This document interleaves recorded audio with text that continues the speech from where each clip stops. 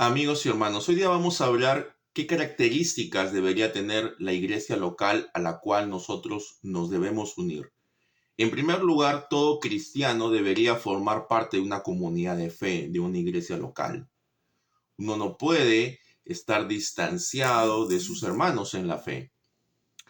Pero esta iglesia local tiene que tener tres características fundamentales. La primera es que debe tener una confesión de fe. Tiene que suscribir una confesión de fe. Actualmente muchas iglesias solo tienen 10 puntos doctrinales que los puedes encontrar en su sitio web o los puedes encontrar de repente en algún documento de la iglesia, pero que son genéricos. Pero eso no es suficiente. Uno tiene que tener una confesión de fe. ¿Qué es lo que la iglesia cree sobre cada punto importante de doctrina? Entonces, ir a una iglesia que no tiene una confesión de fe, lo que va a lograr como resultado es una confusión en la fe de sus miembros. Y básicamente van a ser llevados por cualquier viento de doctrina o van a ser llevados por lo que piensa el pastor de turno. En cambio, cuando hay una confesión de fe, la doctrina se mantiene sólida a lo largo del tiempo.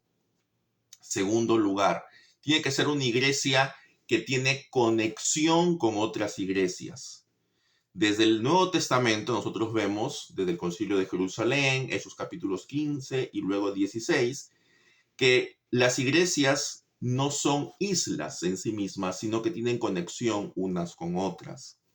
Entonces, la iglesia a la cual tú te tienes que unir es una iglesia que tiene conexión con otras iglesias. Puede ser a través de presbiterios en el sistema presbiteriano, puede ser a través de una diócesis en el sistema episcopal, o puede ser a través de una red o de una asociación en un sistema más congregacional. Pero tiene que pertenecer a una red, a una asociación, a un presbiterio mayor que ella misma. No puede ser una isla, no puede estar aislada. ¿Por qué? Porque eso va a permitir varias cosas. Va a permitir, en primer lugar, rendición de cuentas, en la cual la iglesia tiene que someterse a un determinado programa doctrinal. No puede, pues, empezar el pastor allí en esa iglesia empezar a predicar lo que se le venga en gana, porque podría ser sancionado por el órgano al cual pertenece esa congregación, esa iglesia local. Pero ¿qué pasa si esa iglesia local es completamente independiente? Pues bueno, no va a ser sancionado por nadie. Igualmente, si hay problemas de malversación de fondos, si hay problemas de disciplina, pues no hay forma como esa iglesia local pueda ser supervisada. Entonces tienes que averiguar si esa iglesia pertenece, es miembro, es afiliado a alguna asociación mayor. Y la tercera característica es que tiene que ser una iglesia que enseñe una doctrina de la salvación monergista. ¿Qué significa esto? Significa que es una iglesia que entiende que la salvación viene de Dios de principio a fin.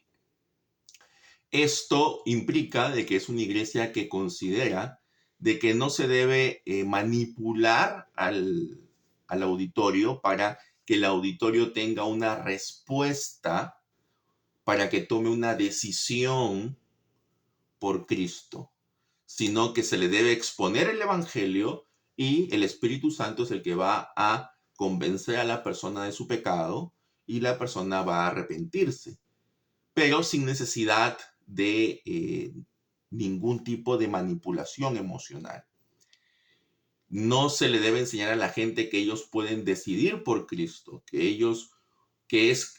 Dios hizo su parte y tú tienes que hacer tu parte. No, Dios ya lo hizo todo en la cruz. Lo único que tienes que hacer tú es aceptar esto, nada más.